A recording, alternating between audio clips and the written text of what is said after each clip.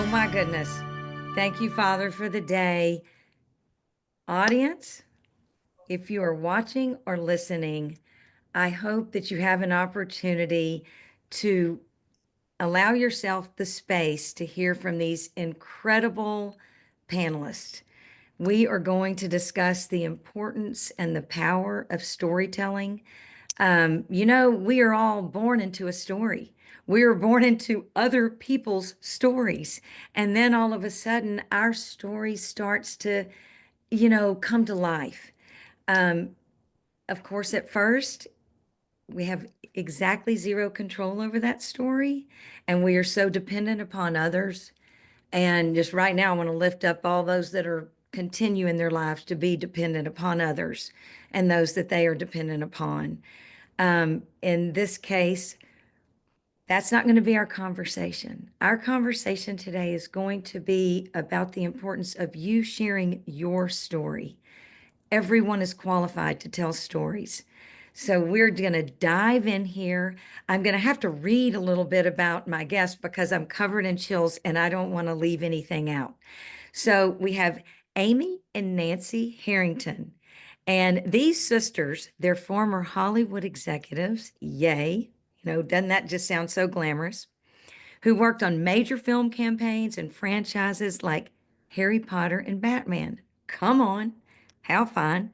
They founded the Passionistas Project in 2018 to amplify the voices of women and non binary people. We could have a whole conversation about that, right? And ladies, let's do that on another day, please. But through their storytelling platform, including a podcast, Online Sisterhood, the Power of Passionistas Summit, they inspire others to follow their passions and champion equality. I mean, we need to do this.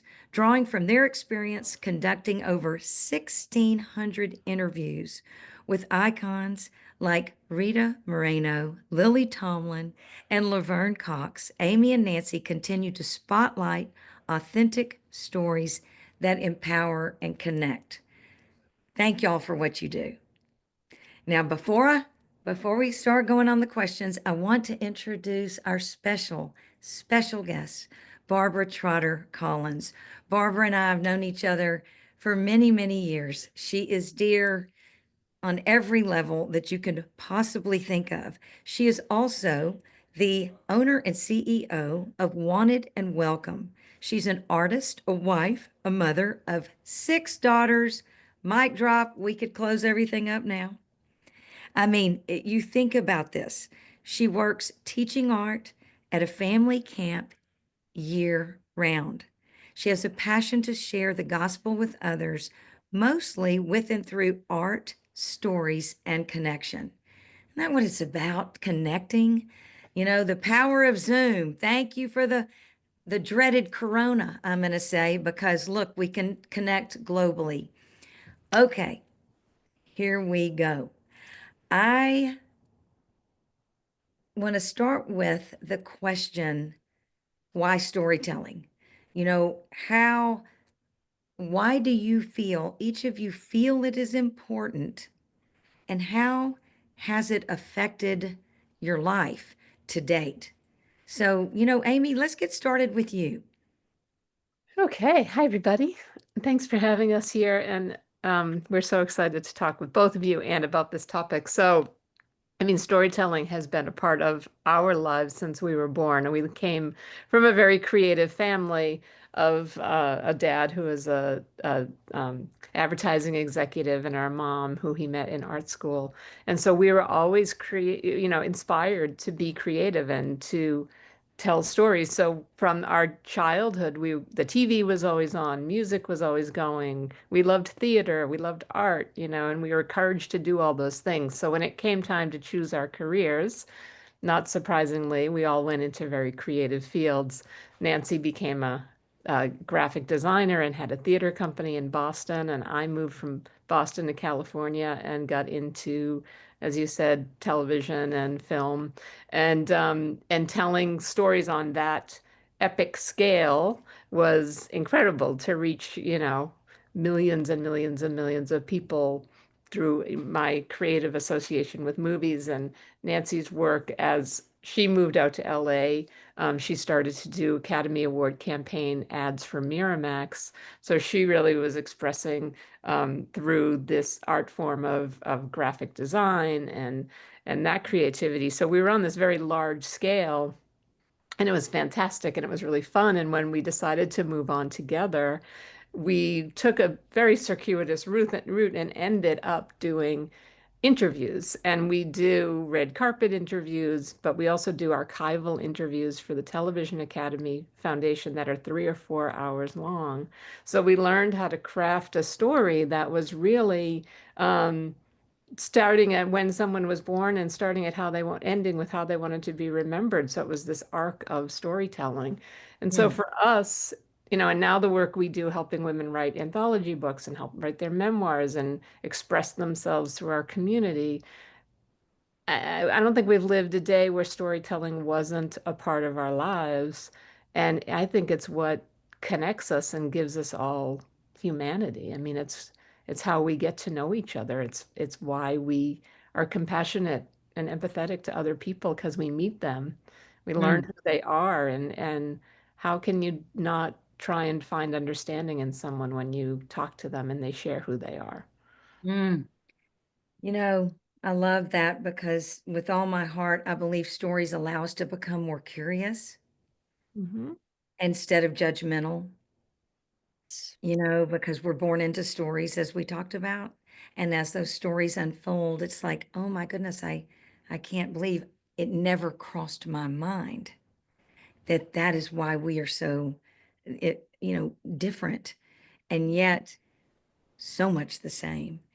And so, I'm going to move right over to you, Nancy. I know that a lot of what Amy said is just 100% you embrace that as well. Would you add to all that beautiful storytelling for us? Yes, absolutely. Yeah, exactly. Obviously, I mean, I have the same background, so the importance of storytelling has always been there. For a long time, I also, in addition to what Amy was talking about, had a theater company. So the idea of writing stories and producing stories and sharing, I think an interesting thing about theater is sharing that collaborative experience together of telling a story. But I think in today's world, storytelling is so important too because it helps people feel less alone. Mm, I think I think if you are feeling like you're having a difficult time, but no one understands what you're going through, and if you hear someone else's story, oh, she went through that too, she survived it, I can survive it. You can find inspiration, you can find connection, and like you've already said, find empathy. I just think in our community, one of our big major tenets is listening because when someone tells their story and you listen to them and really hear what they're going through, how can you not be empathetic? How can you not be compassionate? And I think that's what's wrong with the world today is everyone is set in their ways, and this is what I believe, and this is my life experience, and they're not open to hearing other people's stories and experiencing and understanding what somebody else might be going through. And mm. so I think storytelling is really important for all of those reasons. I love something you pointed out, and with all my heart, I believe it as well. I think that if any of us that are going through something and we don't think anyone else has or is experiencing that, there's this terminal uniqueness Yeah, that it really doesn't exist. yeah. And the way we figure that out is by listening or reading other stories. I love that, Nancy, so very, very much. And I just, as we scoot over to Barbara to get her input on these questions, all I can think about is the amazing stories going on in her household with 6 girls. So, Barbara, stories, the importance, the connecting. What are your thoughts? Well, I thank you for, allowing me to be here with you all in this esteemed panel. Um, I loved what Nancy said about feeling less alone. I know firsthand from a very early childhood of being raised in a pretty affluent family. You know, we'd ask our dad, hey, can you pick us up some shampoo? And he wouldn't just bring us what we wanted. He always brought double because he was always afraid the other one, you know, because I only had one sister. And so it was always, you know, we always had enough. And so I don't come from a story of neglect or um, of lacking. It's but there was other things going on behind all of that that also added to my story. And I know I always had to, as a child, get my hands on something creative. I was always writing or drawing or playing outside or trying to build something. And I'm not really sure my mom really knew what to do with me because I think I was probably more tomboyish than she would have liked.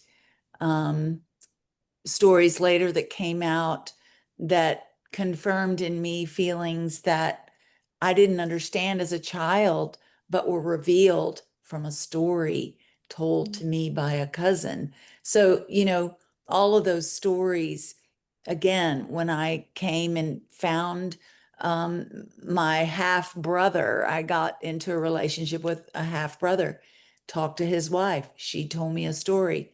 Bam, a whole puzzle piece put so much together for me that I was thinking one way that really it was because of these stories and these circumstances as to why that happened in my life when I thought it was something else. And so there are times in our life, I think, when puzzle pieces and stories come together and they collide, and then they bear witness not only of who you are in the story and the overcoming, but the truth behind the stories and the truth in the testimonies. I had a lady just yesterday talk to me and she said, I'm really struggling with my son who hears all these testimonies at church, but he's like, are they just making those things up? You know, I mean, how do we know this is truth? And so I was sharing with her, you know, that must have been kind of the way it was is, you know, are these testimonies that we hear, you know, I think they bear witness to our souls. And so that's where we, you know, find out truth in those testimonies. So when I was going through breast cancer, I'm a survivor of that, praise God. Um, I felt pretty alone, and I know my family was tired of hearing, you know, about it, and I had to tell it, you know, 7 times over. Sorry, let me decline that.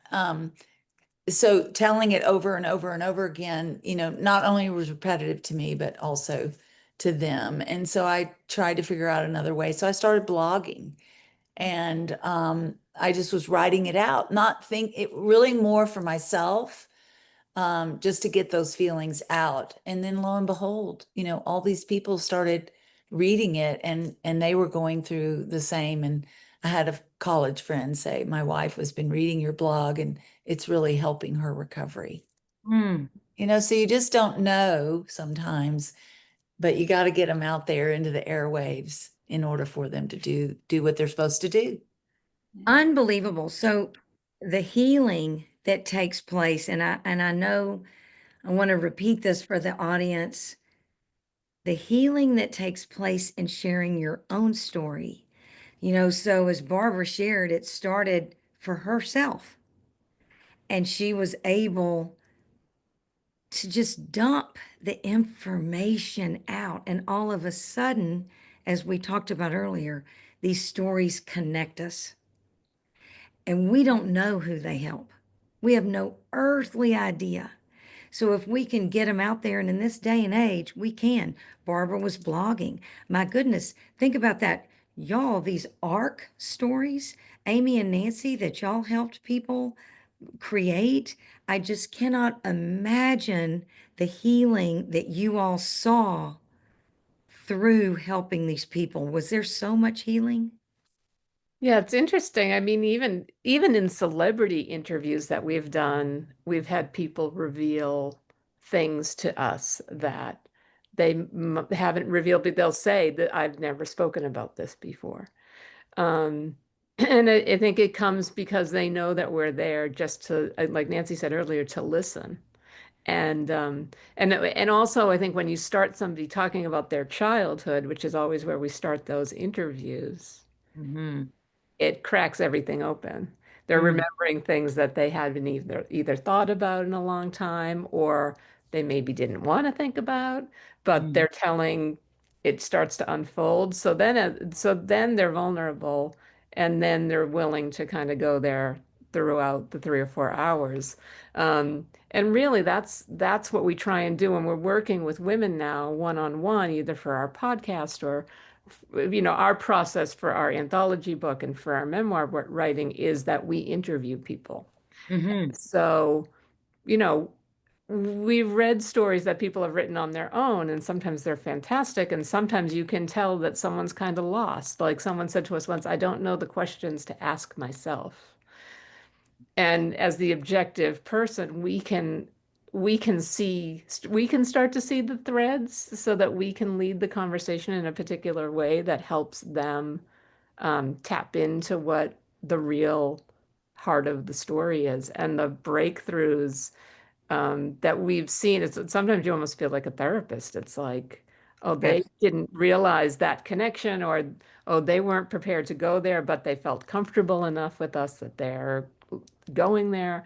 Um, but it's really powerful to watch people come into a room and say, I want to tell a story about when my business went south. And then by the end, talking it through with them, you realize what they really want to talk about is how they felt, a horrible situation. Like I felt like maybe I didn't want to be here anymore because my business Mm-hmm. was falling apart. And who was I if my business fell apart? So it is cathartic. It is, revelatory, and it is so powerful and such an honor to get to sit with women and hear what they have maybe not told anyone else before, and help them see the value in what they're saying. Because a lot of women say, I don't really have a story to tell. It's like everybody has a story to tell, every single person. It's unbelievable. And I mean, of those 1,600 plus interviews that you've done, I have not done 1,600, but first of all, I want to acknowledge, and it makes me want to cry. It is such a privilege Yeah. to to be here, to listen to a little bit of y'all's stories about storytelling. I mean, it is such a privilege. And you know, you find out that so many people, they believe everyone else, child of God, loved, amazing, worthy of forgiveness and this mercy that, we're all such imperfect people. They will not embrace it for themselves. And it is a hard talk to walk. And the reason I'm sure we all know that that's hard is because when I decided it was time to take accountability for my story and create the rest of it, that's a hard thing to say. Yeah. I'm this precious child of God and God loves me and all these things, and my story's important. It's like, what? And all you can hear, I can hear my 10 brothers and sisters like, you have completely gone mad.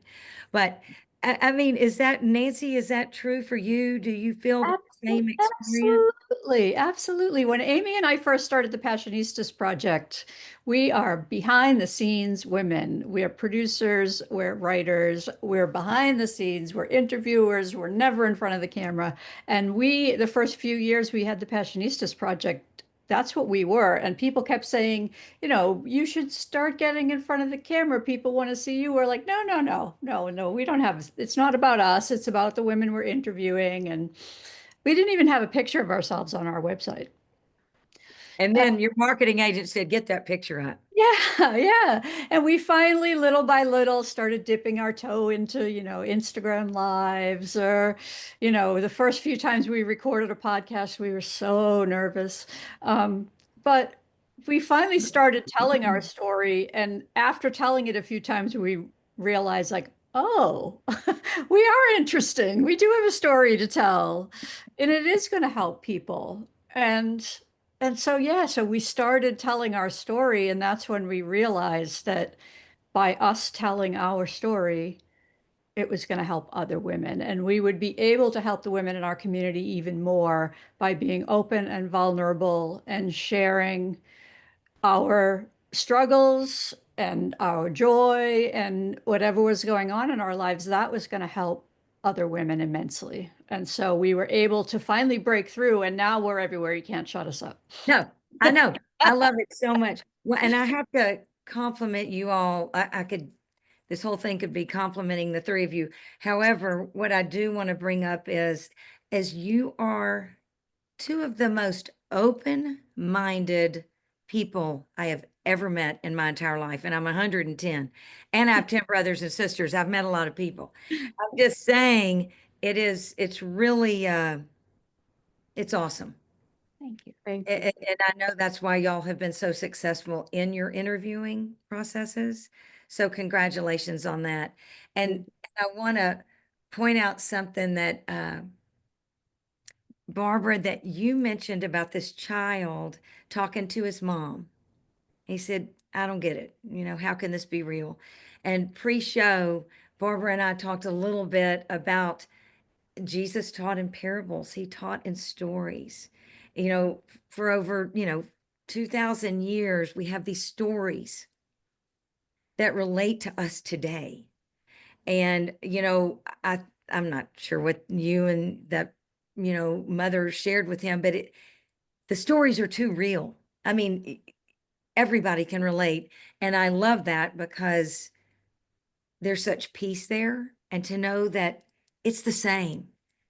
This humanity thing has been going on.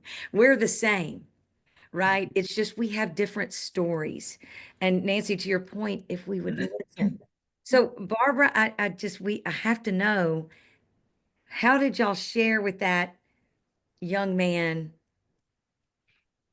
how to Well, I don't know, this was just yesterday, so I Oh. don't know how, but it just, it just seemed appropriate to say because she was asking me about, how does my son is going, well, I'm not sure that's real, or, I'm not sure what these stories are about. And I wrote down, as I think Amy was talking, that storytelling is really a lot about listening, even Mm, more so than the storytelling or the telling, because it's listening to the story behind the story. It's really seeing the pain behind someone's face and really looking, like when you have somebody that looks at you and it's like they're looking right down into your heart and you're going, whoa, you know, that's that's what I'm talking about, is seeing the story behind and knowing the questions to ask, knowing, you know, where to almost sort of guide this person to help them open up. I will say, with this wanted and welcome, it has shifted direction. It used to be wanted conference, and I sat on that for 13 years. I got here I've lived in some beautiful places, Colorado, grew up fast, learned so much about the Lord there, and that community was so precious and so giving and receiving and just loving. And so William and I just were our eyes open to a whole nother story, about Jesus. And we were just floored. And so we were open to that. And then we move here to Kerrville, and I'm like raising my hand wanting to sign up for everything. And yet in Ecclesiastes, I think it says to be a quiet woman, and that quiet means to keep one's seat. How often are we like, wait, pick me, wait, here I am, let me do it. And so William said, I don't want you to sign up for anything. And that was really hard because I was so used to doing and helping and being. And so I literally had to get on my face for about a year and just, okay, Lord, who are my people? What are you trying to do here? And in that time, he said, I really think you should do a women's retreat, because I'd been exposed to women's retreats in Colorado. And I thought it was so fun and great and how healing and wonderful. And so I was like, and then waiting about the job at the camp, and I'm like, "Oh, we could just do it at the camp."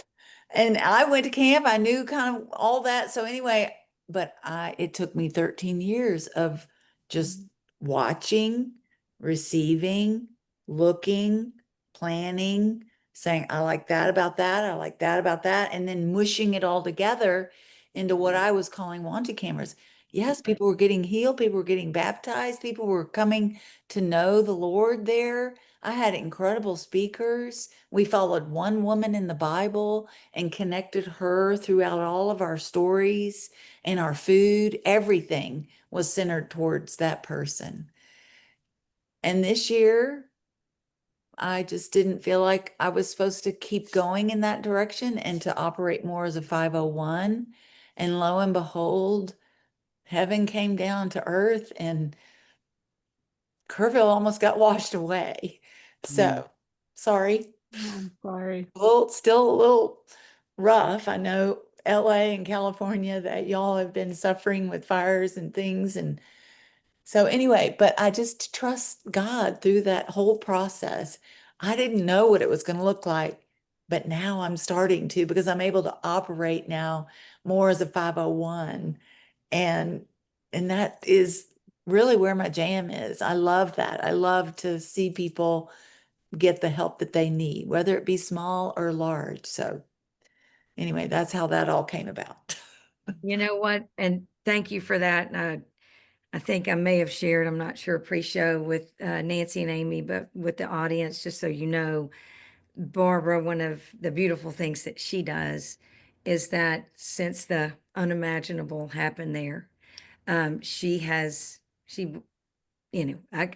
so emotional, right? But she takes people into her home and she feeds she fed the first responders and she continues to help in any way that she can. She and her, and I know y'all met William earlier, but she and her wonderful husband. So thank you for that, Barbara. I know we can't go too far there. We'll all be throwing ourselves down crying. Yeah.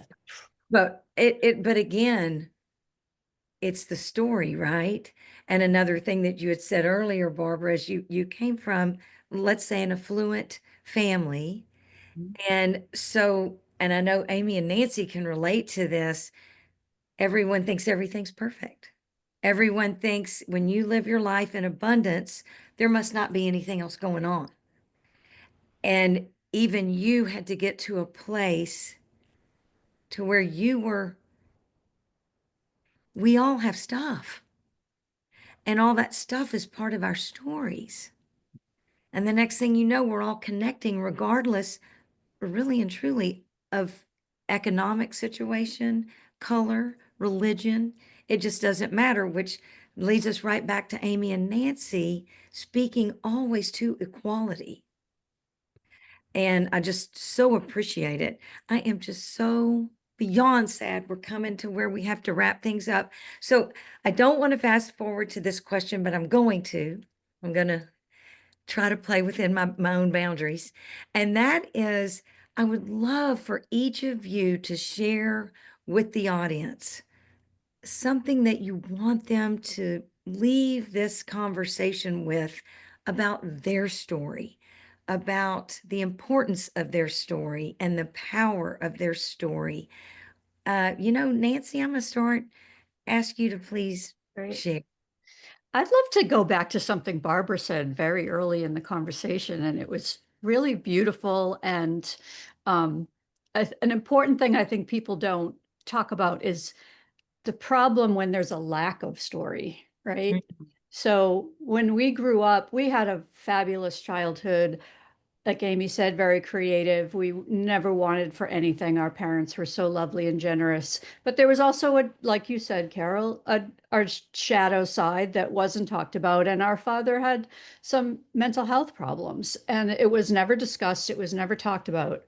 And it wasn't until after he died that we found out what a horrible childhood he had, and that he grew up in the Depression with an abusive father, an evil stepmother, a father who couldn't pay the rent, so they were constantly moving around from apartment to apartment. He used to joke with us as kids that he wore his sister's shoes to school. And aha, that's the family joke. But in reality, it was true. And it wasn't a joke. It was really sad for him because his parents couldn't afford shoes for him.